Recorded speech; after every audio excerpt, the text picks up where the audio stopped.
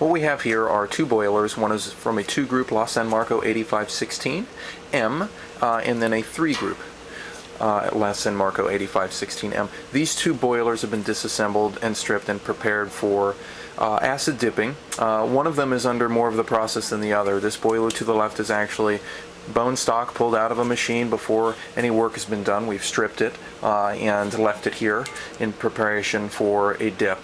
This machine to the right is actually already been dipped. It looks really bad and really rough top to bottom. This is what they look like when they come out of the acid dip.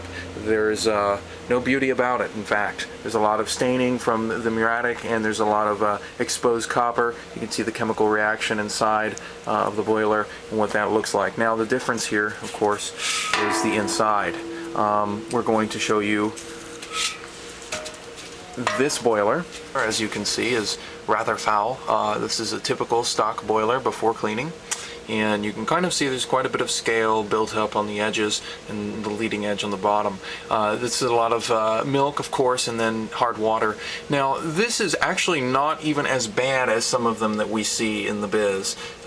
You can see some pretty fully coated in a complete circle around that are just hideous. And pretty common every time we crack one of these open for restoration, regardless of its age and who's taking care of it. Some are worse than others. Now right on next door we have this same 3-group boiler that's been muriatic acid dipped and cleaned and polished inside. You can see it's actually really clean. It's very, very polished for the inside of a boiler.